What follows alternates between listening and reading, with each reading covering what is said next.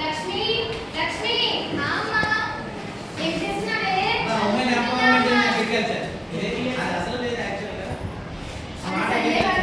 పరీక్షలకు ఎంత టైం ఉందే? ఏం అలా అడిగావే? ఏం లేదు చదువు.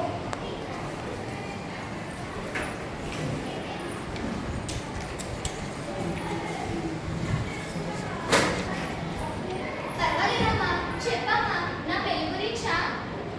కాదమ్మా, నీ పెళ్లి కంటే ముందు మీ నాన్న పరలోకానికి పోతూ మిగిల్చిన అప్పు తలుచుకుంటేనే భయం. భయం ఎందుకమ్మా? నా అగ్రికల్చర్ బీఎస్సీ అయిపోగానే ఏదో ఒక జాబ్లో జాయిన్ అవుతాను. కొద్దిగా ఓపిక పట్టు. ఓపిక నాకు కాదమ్మా, అప్పు ఇచ్చిన వాళ్ళకి ఉండాలి. వాళ్ళైనా ఎన్ని వాళ్ళు అవుతారు చెప్పు. ఆ సుబ్బయ్య గారు మళ్ళీ వచ్చి అప్పు కోసం గొడవ చేశారా అమ్మా? అవునమ్మా, పోయిన బుధవారం నువ్వు కాలేజీకి వెళ్ళాక అని వచ్చి నాన్న యాడ్ చేసి వెళ్ళారు. పోతూ పోతూ మళ్ళీ వస్తాడు. ఈసారి అస్సలు ఊరుకోను. కొంచెం భయంగా ఉన్నాను. భయం ఎందుకమ్మా? మనం ఏమన్నా అప్పు ఎగ్గొడుతున్నామా లేదా అప్పు తీర్చినట్టున్నామా? కొద్దిగా టైం అడిగాం అంతేగా.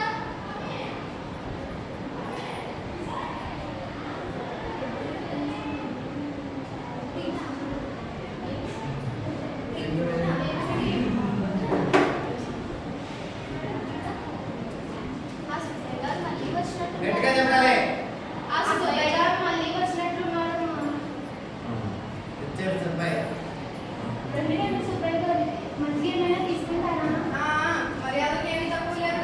నేను నీ మర్యాదలు అనుకోవడానికి ఏమీ రాలేదు. నా అప్పు నాకు ఇచ్చేస్తే పోతాను. మీ పని మీదే ఉన్నామండి. మా అమ్మాయి చదువు ఈ ఏడాదితో పూర్తవుతుందండి. ఏదైనా ఉద్యోగం రాగానే వెంటనే మీ అప్పు మేము తీర్చేస్తామండి. ఉద్యోగాలు గొప్పలు గొప్పలుగా ఉన్నాయి. మీ అమ్మాయిని పిలిచి అమ్మ ఉద్యోగం చేసేసుకో, చేసి పట్టుకో అని గవర్నమెంట్ వాడు ఎదురెళ్ళి ఉద్యోగం చేస్తాడు. ఊరుకోమ్మా చెప్పగానే. అనకండి, ఇన్నాళ్ళు ఆగరు. మీకు కాస్త టైం ఇవ్వండి. ఇదిగో చూడండమ్మా, నేను ఒకటి చెప్పనా? మీరు ఎలాగో అప్పు తెచ్చలేరు కానీ మీకున్న ఆ 3 ఎకరాలు నాకు అప్పు కింద జప్తు చేసేయండి, లేదా అమ్మి నా బాకీ తెచ్చండి. ఉన్న ఒకే ఒక ఆధారం అది. అది కూడా లేకపోతే మా ప్రశ్నలు ఓటుకాలు అవుతాయండి. మీ సంగతేమో కానీ అప్పు ఇచ్చినందుకు నేను రోడ్డు పాలైపోతాను. చూడండి అంకుల్. అబ్బో అవును, ఇంటి మీద పెట్టును. నేనేమన్నా మీ అమ్మ తోడుతున్నా? సరే సుబ్బయ్య గారు, ఓహో, పెద్దవాడిని పేరు పెట్టి తీసేంత దాని అయిపోయావేంటి? పెద్దరికం గురించి మీరు మాట్లాడుతున్నారు. మీకు కావాల్సింది మీ బాకీనా మా పొలమా? నేనంత దుర్మార్గుని కాదు. బాకీ తెచ్చకపోతే పొలం రాసుకున్నాను కానీ బాకీ తీసేస్తే పొలం నాకెందుకు? నా కాడ లేదేంటి? నాకు ఒక 100 కాలం సమయం ఇవ్వండి. మీ బాకీ వడ్డీతో సహా తీర్చేస్తాను. తీర్చకపోతే పొలం రాయించుకోండి. ఏంటి నువ్వే బాకీ తీసేస్తావేంటి? వ్యవసాయం వేరే చేసేస్తావా పంపిసి? అవును, వ్యవసాయం చేసే తీరుస్తాను. ఏంటి వ్యవసాయం అంటే నిజమా? పానీపూరి అంత ఈజీ కాదు. సాలేమమ్మా, ఎవరైనా అంటే నవ్వుతారు. నవ్వితే మా పరువే కదా పోయేది. ఇందులో మీకు వచ్చే నష్టమేమీ లేదే. అయితే రెడీ చేసుకో కాదు పొలం రాసి చేయడానికి. ఇదిగో చూడు కాంతమ్మా, అప్పుడు నిన్న నా మీద వేస్తే ఊరుకోను. ఇప్పుడే చెప్తున్నాను, నువ్వు తొందర పడకమ్మా. నువ్వు ఊరుకోమ్మా, ఇంకా ఎన్నాళ్ళు ఈ బాధలు చిరాకులు? అయితే రెడీ చేసుకోండి కాదు పొలం రాసి చేయడానికి. సుబ్బయ్య గారు క్యాన్సిల్ చేసుకుంటూ పోతున్నారు. ఏముంటుందమ్మా, అప్పు ఇచ్చిన వాళ్ళు ఉంటారా ఏంటి? ఏంటి నువ్వు అలా కొన్నావు? కాంపిటీషన్ కూడా సుబ్బయ్య గారితో గొడవ ఆడవా ఏంటి? అవునమ్మా, పౌరుషానికి పోయి వ్యవసాయం చేస్తారంటుంది. ఏంటి మడిగాని పోయిందా? వ్యవసాయం అంటే మాటలా? దానికి ఇంత అనుభవం ఉందా? తెలుసా నీకు? తెలుసు, నాకు అన్నీ తెలుసు. నేను చదువుతున్నది అగ్రికల్చర్ బీఎస్సీ.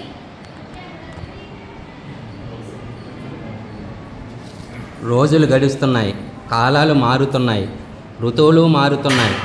వర్షాలు సరిగ్గా పడక పంట నష్టపోయిన రైతులు ఉన్నారు. వర్షాలు ఎక్కువగా పడి పంటలు నష్టపోయిన రైతులు ఉన్నారు. కానీ ఒక వ్యక్తి మాత్రం విపరీతమైన లాభాలు గడించారు. ఆవిడే వెంకన్న కూతురు లక్ష్మి. ఇది తెలుసుకున్న సుబ్బయ్య తన అప్పు కోసం వచ్చి అడిగితే అప్పు ఇచ్చే వాళ్ళు తీసుకున్న బాకీ మొత్తం చెల్లించారు. ఈ విషయం తెలుసుకున్న మీడియా లక్ష్మిని కొనియాడుతూ యువనారీ రైతుగా కీర్తించాయి. రండి, అక్కడ విలేకరులు లక్ష్మిని ప్రశ్నలతోనూ ప్రశంసలతోనూ ముంచేస్తున్నారు. చూద్దాం రండి.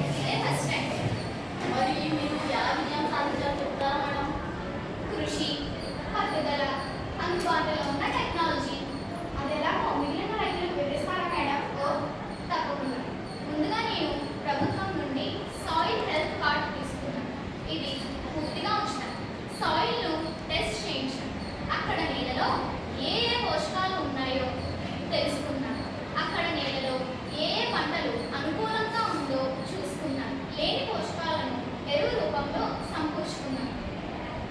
మేడం వర్షాలు ఎలా ఉన్నాయో ముందుగా ఎలా తెలుసుకున్నారు? ఈ రోజున మనకు వెదర్ ఫోర్కాస్ట్ యాప్స్ చాలా అందుబాటులో ఉన్నాయి. వాటి ద్వారా వర్షపాతం, ఉష్ణోగ్రత, తేమ వంటి మొదలైనవి ముందుగా అంచనా వేసుకున్నాం. మరి ఈ ఏడాది వర్షాలు తక్కువ పడ్డాయి, మీరేమో పంటలు బాగా పండించారు, అది ఎలా madam? Very simple. Dripping irrigation, sprinkling irrigation వంటివి వాడి నీటి వృధాను తక్కువగా మేనేజ్ చేస్తాం. సాయిల్ మాయిశ్చర్ సెన్సార్ పెట్టి తేమను వృధాను, నీటి వృధాను తక్కువతో మేనేజ్ చేస్తాం. చాలా ఇంట్రెస్టింగ్గా ఉంది. మీరు చూస్తే అమ్మాయి మరి బొమ్మలోకి ఎలా దిగదు? ఆ, చెప్తాను. నేనెప్పుడూ బొద్దలోకి దిగలేదు, నాకు అవసరమూ రాలేదు. డ్రోన్ ఉపయోగించి నా పంట స్థితి ఎలా ఉందో చూసుకునేదాన్ని. అవసరమైన చోట కీటక నాశనం అంటూ డ్రోన్తో స్ప్రేయింగ్ చేయించాను. మరి మీరు పంటను ఎలా విక్రయించారు మేడం?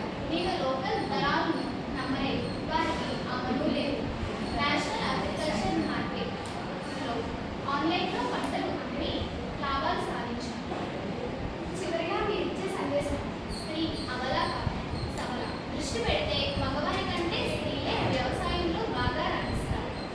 ఉన్న టెక్నాలజీని ఉపయోగించుకోండి, నష్టాలు అరికట్టండి, లాభాలు పెంచుకోండి, పంచుకోండి. జై గ్రామ